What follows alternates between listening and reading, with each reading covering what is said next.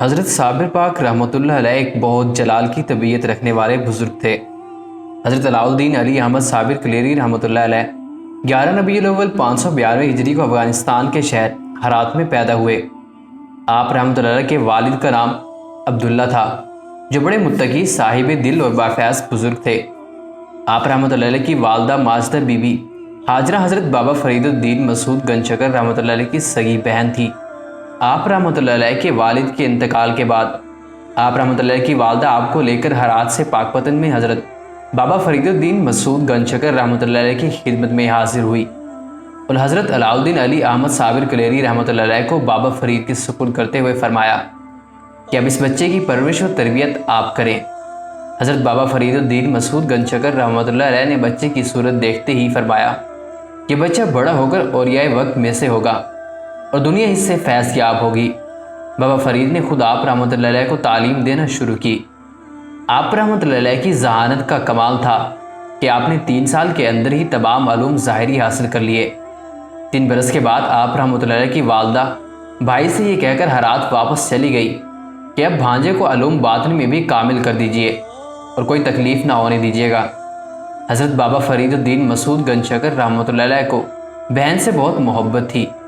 حضرت بابا فرید رحمۃ اللہ علیہ نے بہن کے سامنے ہی بھانجے کو مرید کر کے تقسیم لنگر کا کام حضرت علاؤالدین علی احمد صابر کلیری رحمۃ اللہ علیہ کے سپرد کر دیا۔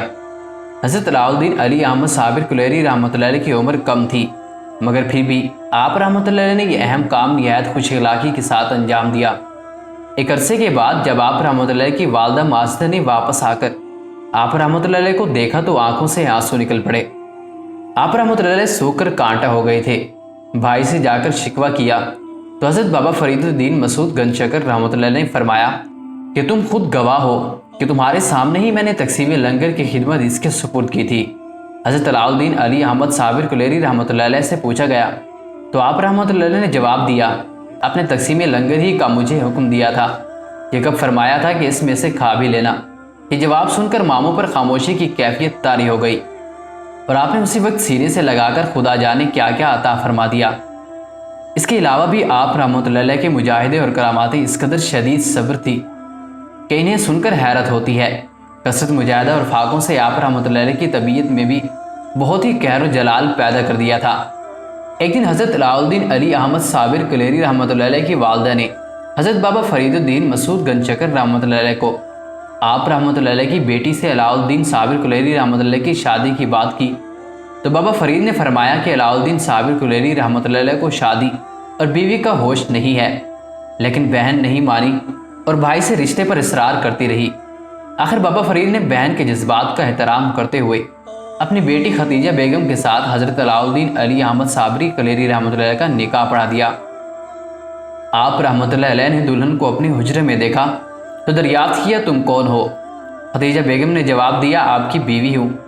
آپ رحمۃ اللہ علیہ نے فرمایا، جب ہم خدا کے ہو چکے تو پھر ہمیں غیر کی کیا ضرورت رہی؟ اور جب آپ رحمۃ اللہ علیہ نے نظر ڈالی تو دلہن کے جسم میں آگ لگ گئی۔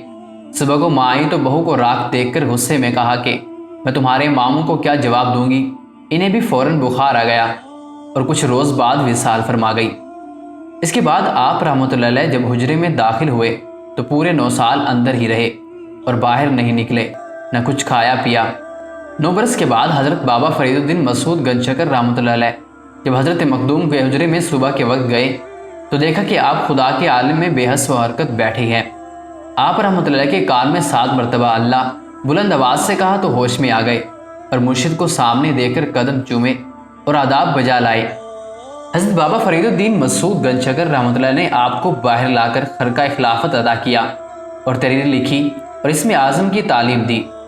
حضرت بابا فرید الدین مسعود گنج شکر رحمۃ اللہ نے آپ کو دہلی کے لیے متعین کیا اور فرمایا، پہلے ہانسی جا کر اپنے بھائی جمال سے اس پر مہر درج کرا لینا۔ جب آپ رحمۃ اللہ علیہ تحریر لے کر ہانسی پہنچے تو حضرت شیخ جمال الدین ہانسوی رحمۃ اللہ علیہ نے نہایت محبت اور احترام سے آپ رحمۃ اللہ علیہ کی مہمان نوازی فرمائی اور پیر روشن ضمیر بابا فرید الدین مسعود گنج شکر کے حالات، صحت اور معلومات کے متعلق گفتگو کرتے رہے۔ اسی دوران مغرب کی نماز کا وقت ہو گیا۔ نماز سے فارغ ہونے کے بعد حضرت مخدوم صابری کلیری رحمۃ اللہ علیہ نے دہلی کی خلافت کے لیے حضرت بابا فرید الدین مسعود گنج شکر رحمۃ اللہ علیہ کی تحریر خلافت حضرت جمال الدین ہاشمی رحمۃ اللہ کو پیش کی اور فرمایا کہ آپ رحمۃ اللہ علیہ اس پر مہر درج کر دیجئے۔ اسی وقت چراغ بجھ گیا تو جمال الدین ہاشمی رحمۃ اللہ نے فرمایا بھائی چراغ بجھ گیا ہے، صبح کو مہر درج کر دوں گا، لیکن آپ رحمۃ اللہ نے فرمایا نہیں، دوسرا چراغ منگوا کر اسی وقت مہر لگا دیجئے۔ جمال الدین ہاشمی رحمۃ اللہ علیہ نے دوسرا چراغ منگوایا۔ ابھی آپ مہر لگانے ہی والے تھے کہ دوسرا چراغ بھی بجھ گیا۔ اب آپ صبح مہر لگوا لینا۔ اسی وقت حضرت علاء الدین صابر کلیری رحمۃ اللہ نے اپنی انگلی پر دم کیا تو انگلی فوراً روشن ہو گئی۔ آپ رحمۃ اللہ نے جمال الدین ہاشمی رحمۃ اللہ علیہ سے فرمایا اب آپ مہر ثبت کر دیجئے۔ حضرت جمال الدین ہاشمی رحمۃ اللہ نے یہ رنگ دیکھا تو حضرت علاء الدین صابر کلیری رحمۃ اللہ کی تحریر پھاڑ دی اور فرمایا تم تو ایک دم مارتے ہی دہلی کو جلا کر خاک کر دو گے۔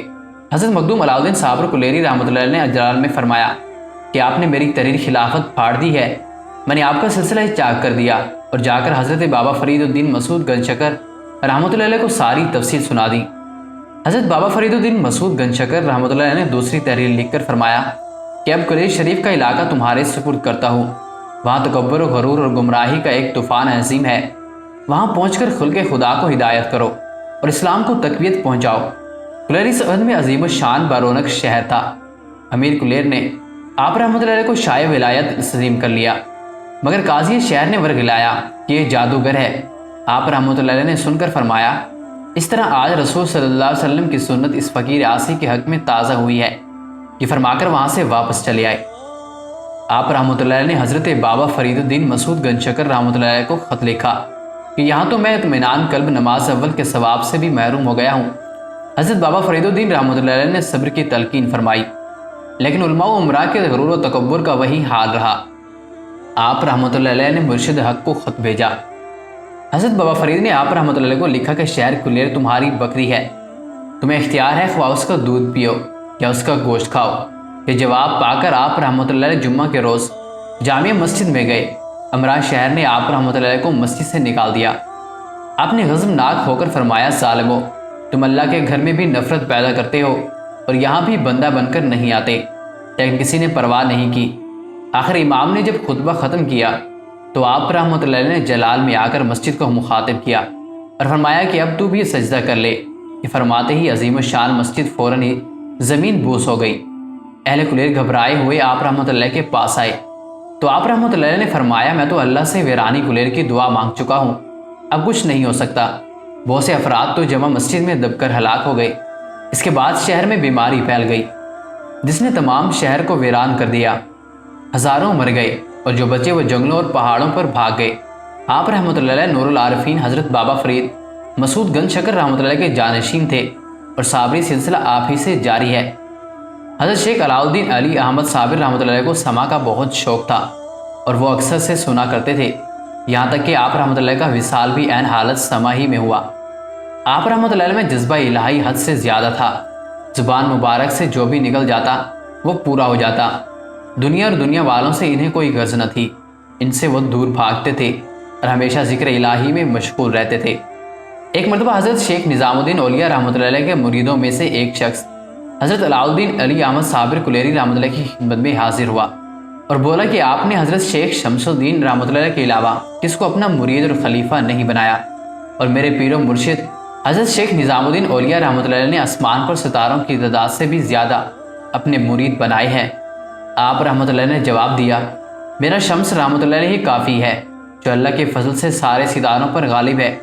وہ شخص خاموش رہا اور دہلی آ کر اس نے حضرت شیخ المشائخ سے یہ واقعہ بیان کیا۔